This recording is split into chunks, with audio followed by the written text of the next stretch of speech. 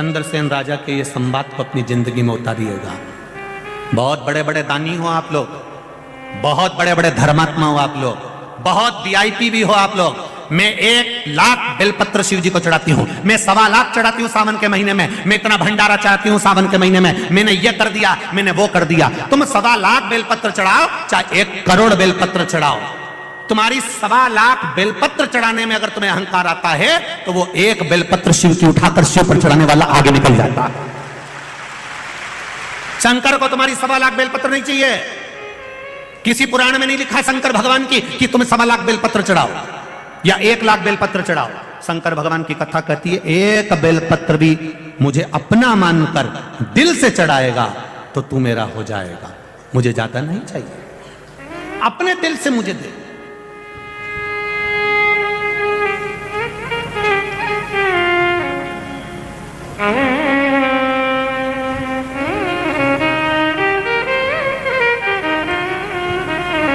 अपने दिल से उस परमात्मा का भजन करिए, वो देगा। आप कितने भी वीआईपी हो, आप कितने भी ऊंचे पद पर बैठे हो, परंतु आप कितनों को कूच कर, कितनों को हटाकर फिर आप भगवान के पास तक पहुंचे हो।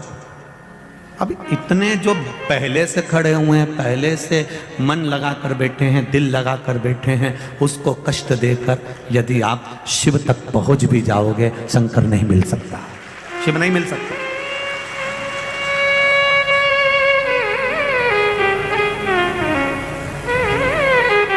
शिव नहीं मिलेगा। उसको पाने का तरीका बड़ा अड़भंगा है साहब। लोग कहते हैं सियोर वाला महाराज हर कुछ बाँचता है, भले बाँचूं, पर दिल से कहता हूं कि शिव ऐसे नहीं मिल सकता। शंकर को पाने का भी तरीका होता है। सीधा है वो, बहुत भोला है मेरा भोलेनाथ, उसके पास में दिखावा नहीं होता। राजा चंद्रसेन ने विचार कर लिया, ब्राह्मण के चरणों को नमन करा। ब्राह्मण देवताओं ने कहा राजन तुम हमसे रूठ गए। नहीं ब्राह्मण देवता, रूठा नहीं हूं, आप हमारे प्रिय हो, आप हमारे लिए श्रेष्ठ हो, बस इतना सा निवेदन है। भेंट भी दूंगा, सब कुछ करूंगा, पर मंदिर के अंदर प्रवेश नहीं करूंगा। ब्राह्मणों की आंखों से आंसू बहने लगे। हमारा नगर का राजा और मंदिर के बाहर से चले जाए, मंदिर के बाहर से। ब्राह्मणों ने कहा नगर का राजा ऐसा करेगा तो अच्छा नहीं लगेगा महाराज, लोग हम पर हंसेंगे, क्या कहेंगे। नहीं नहीं, आप ऐसा न करिए। नहीं ब्राह्मण देवता, आप मुझसे पूजन दिल्ली पर करवाना। कहां करवाना? जम के बोलो जरा। दिल्ली पर पूजन करवाना। दुनिया में ब्राह्मण से बढ़कर कोई कृपालु और दयालु नहीं हो सकता। उस ब्राह्मण ने कह दिया गजब के राजा हो, दिल्ली की पूजन कर रहे हो, यहां पर पूजन करोगे तो क्या मिलेगा। ब्राह्मणों ने जब राजा से कहते हैं राजन आप मन में क्षुब्धता मत लाना कि दिल्ली पर पूजन करने से कुछ नहीं मिलता, हम ब्राह्मण सन्यासी तपस्वी हमारी शिव आराधना का फल देते हैं। दरवाजे पर भी दिल्ली पर भी अगर आपने पूजन करी है तो हमने जो शिव अर्चना का फल पाया है, मात्र दिल्ली पर प्रणाम करने से ब्राह्मण जो अंदर बैठकर शंकर जी की आराधना करता है, ब्राह्मण जो अंदर बैठकर महामृत्युंजय पाठ करता है, ब्राह्मण जो अंदर बैठकर संकल्प लेता है, ब्राह्मण जो अंदर बैठकर पूजन करता है, मात्र शिव मंदिर की दिल्ली पर माथा रख देने से ब्राह्मण का सारा पुण्य उसके खाते में आ जाता है। जो उसने अंदर भजन करा है, जो उसने पुण्य कमाया है, ब्राह्मण अपना पुण्य देता है। इसलिए गो ब्राह्मण ये दोनों का एक क्रम है। गाय अपने बच्चे के दूध भगवान उसको देता है तो अपने बछड़े के लिए देता है। गाय को दूध बछड़े के लिए दिया जाता है, पर बछड़े को तो पास में बांधा जाता है, गाय का दूध निचोड़ लिया जाता है। गाय खड़ी रहती है तो भी खुश होती है, मेरा बछड़ा नहीं पिए पर मेरी संतान तो पी रही है, गाय उसमें खुश है। ब्राह्मण उसमें खुश है कि दरवाजे तक आया तो है, द्वार तक पहुंचा तो है, दिल्ली तक आया तो है। जो राजा चंद्रसेन ने दिल्ली की पूजन चालू करी, दरवाजे की पूजन चालू करी, वो पूजन आज तक चल रही है। जब नए मकान का मुहूर्त होता है तो पूरे मकान में कंकु चावल नहीं छीटे जाते हैं, और तुम्हारे इंदौर में छींटते हो तो बता दो। जब नए मकान का मुहूर्त होता है, नई दुकान का मुहूर्त होता है, नए महल का मुहूर्त होता है, उस जगह पर दीवालों की पूजन नहीं होती, बिल्डिंग की पूजन नहीं होती, केवल एक पूजन होती है। मां कलश लेकर दरवाजे के अंदर जब जाती है तब द्वार की पूजन होती है। ये राजा चंद्रसेन ने दिया, ये राजा चंद्रसेन ने, उज्जैनी नरेश ने दिया है हमको कि केवल दरवाजे की भी पूजन, देहली की भी पूजन हो गई तो उससे बढ़कर कुछ सुख नहीं है। उसमें प्रवेश हो गया।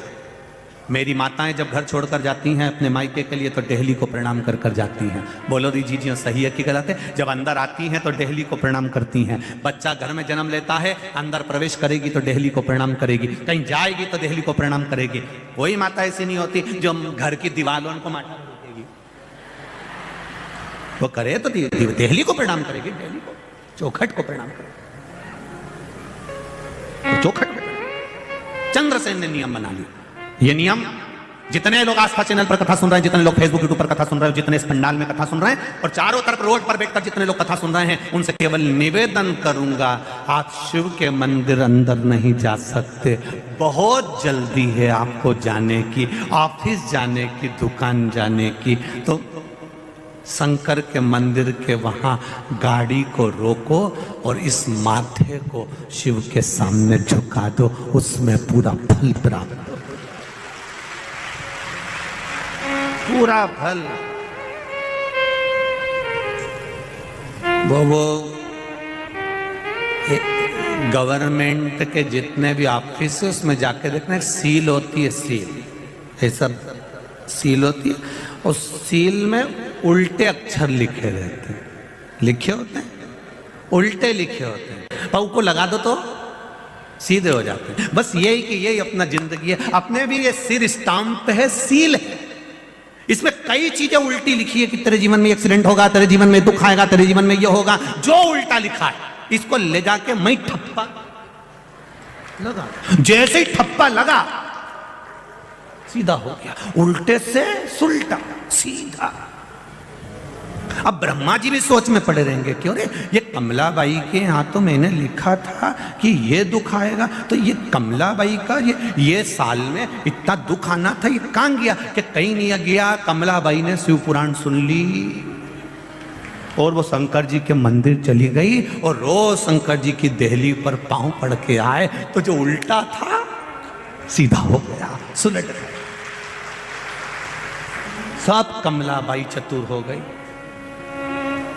जितनी कमला बैठी हो बुरा मत मानना रही, सीधा। चंद्रसेन ने विचार कर लिया, मंदिर की देहली पर आऊंगा। प्रणाम करते, देहली पर प्रणाम करते। अब भगवान विष्णु के द्वारपाल थे जय विजय, शंकर भगवान के मंदिर के द्वारपाल कबीर भद्र, अब शिव जी के मणिभद्र, शिव जी का जो द्वारपाल है वो मणिभद्र जो दरवाजे पर रहता है। अब मणिभद्र दरवाजे पर बैठा हुआ था और एक दिन मणिभद्र दरवाजे पर बैठा था, पांव थोड़े से मणिभद्र खड़ा हुआ था, थोड़ा देर के लिए मणिभद्र शिव की आज्ञा से वहां बैठा हुआ था। उसी जगह पर मणिभद्र, जहां द्वार पर, देहली पर, दरवाजे पर मणिभद्र का पहरा होता है शिव के दरवाजे पर, तो वहां मणिभद्र बैठा था और इतने में इसने सिर झुका दिया, सिर झुकाया। इसको मालूम ही नहीं था कि यह मणिभद्र है, शंकर जी का कोई द्वारपाल है। अब द्वारपाल कोई दिखता तो था नहीं, तो उनको लगा कि यहां तो शिव बैठे, यहां शिव। मणिभद्र बैठा। अब मणिभद्र जब बैठा हुआ था, मणिभद्र जब विराजमान था, तो मणिभद्र जैसे ही दरवाजे पर बैठे थे और इसने सिर को झुकाया, मस्तक को जगा, मस्तक को जैसे झुकाया, मणिभद्र को लगा गजब का राजा है। दुनिया के लोग मंदिर के अंदर जाकर प्रणाम करते हैं, दुनिया के लोग मंदिर के अंदर जाकर नमन करते हैं, ये अवंतिकापुरी का राजा चंद्रसेन तो दरवाजे पर नमन करता है। मणिभद्र खुश हो गया। मणिभद्र ने कहा, राजन ले, तुम्हारी पूंजी मैं तुम्हें देता हूं। मणिभद्र ने अपने कंठे से निकालकर एक मणि राजा चंद्रसेन को दे दी। ये मणि तेरी जिंदगी का सारा सुख प्रदान कर देगी, तुझे कहीं नहीं जाना। ध्यान दो जरा कथा पर।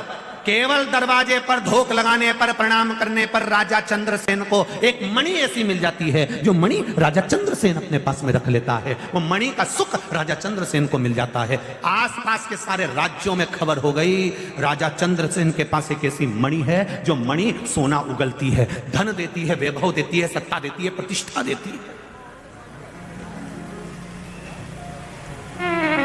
वो मणि सोना दे रही है, वो रतन माणिक मोतियां दे रही है। अब तो राजा चंद्रसेन के ऊपर आसपास के जितने नगर के लोग थे, राज्य के लोग थे, वो आपस में राजा हों सब तिल मिला उठे। और आपको कथा में कहा था, पत और पतंग जैसे ऊपर जाती है, काटने वालों की संख्या बढ़ जाती है। वैसा कि वैसे ही राजा चंद्रसेन के साथ हो गया। सारे नगर के राजा इकट्ठे हो गए। पहले एक राजा ने खबर करी कि वो मणि हमको दो। चंद्रसेन ने मना कर दिया, तुम पूरी सत्ता ले जाओ पर मणि नहीं दूंगा। दूसरे ने खबर करी, हम उसको आक्रमण से ले लेंगे। चंद्रसेन ने कहा, भले तुम मणि नहीं दूंगा, तुम आक्रमण कर दो। सारा साम दाम दंड भेद सब लगा लिया चंद्रसेन राजा से मणि लाने के लिए। नहीं मिली, तब पूरे चारों तरफ के राजाओं ने अपनी सेना तैयार कर दी और आक्रमण की तैयारी होने लगी केवल एक मणि के लिए।